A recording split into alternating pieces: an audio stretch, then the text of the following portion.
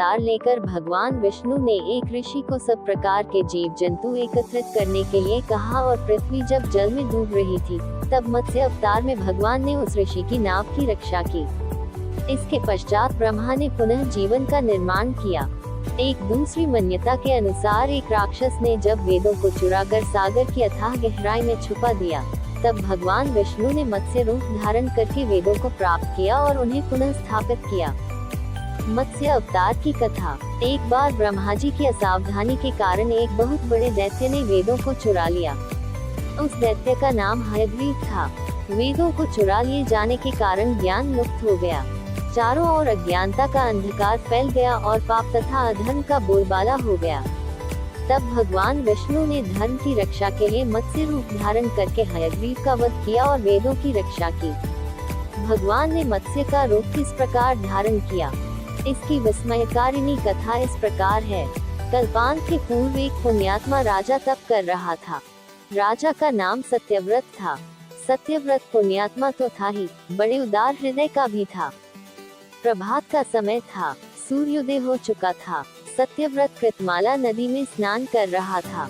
उसने स्नान करने के पश्चात जब तर्पण के लिए अंजलि में जल लिया तो अंजलि में जल के साथ एक छोटी सी मछली भी आ गई। सत्यव्रत ने मछली को नदी के जल में छोड़ दिया। मछली बोली, राजन, जल के बड़े बड़े जीव छोटे छोटे जीवों को मारकर खा जाते हैं। अवश्य कोई बड़ा जीव मुझे भी मारकर खा जाएगा। कृपा करके मेरे प्राणों की रक्षा कीजिए। सत्यव्रत के हृदय में दया उत्पन्न हो उठी। उसने मछली को जल से भरे हुए अपने कमंडलू में डाल लिया। तभी एक आश्चर्यजनक घटना घटी।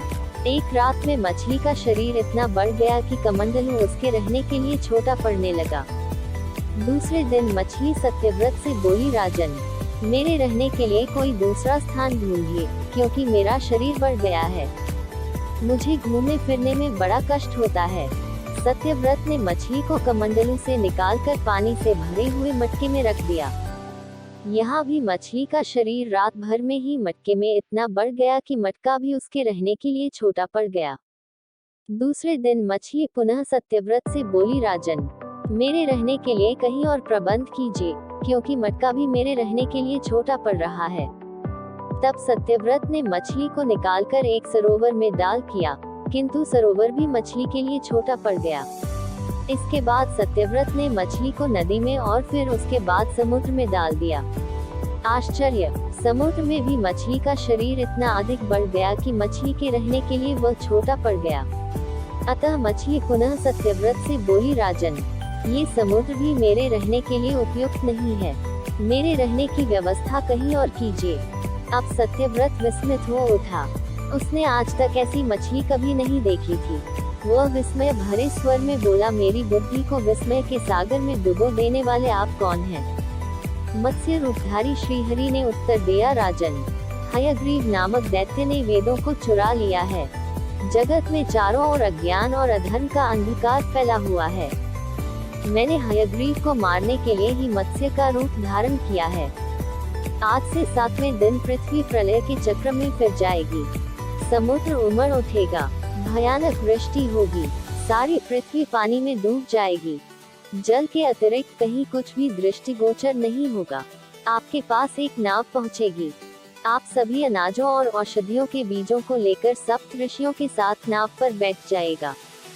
मैं उसी समय आपको पुनः दिखाई पड़ूंगा और आपको आत्म तत्व का ज्ञान प्रदान करूंगा। सत्यव्रत उसी दिन से हरि का स्मरण करते हुए प्रलय की प्रतीक्षा करने लगे। 7वें दिन प्रलय का दृश्य उपस्थित हो उठा। समुद्र भी उमड़कर अपनी सीमाओं से बाहर बहने लगा। भयानक वृष्टि होने लगी। थोड़ी ही देर में सारी पृथ्वी पर जल ही जल हो गया। संपूर्ण पृथ्वी जल में समा गई। उसी समय एक नाव दिखाई पड़ी। सत्यव्रत सप्त ऋषियों के साथ उस नाव पर बैठ गए। उन्होंने नाव के ऊपर संपूर्ण अनाजों और औषधियों के बीज भी भर लिए। नाव प्रलय के सागर में तैरने लगी। प्रलय के उस सागर में उस नाव के अतिरिक्त कहीं भी कुछ भी नहीं दिखाई दे रहा था।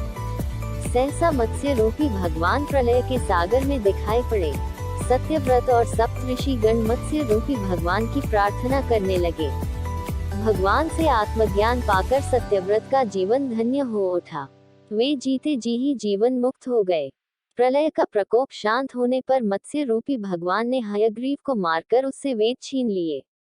भगवान ने ब्रह्माजी को पुनः वेद दे दिए। इस प्रकार भगवान ने मत्स्य रूप धारण करके वेदों का उद्धार तो किया ही, साथ ही संसार के प्राणियों का भी अमित कल्याण किया।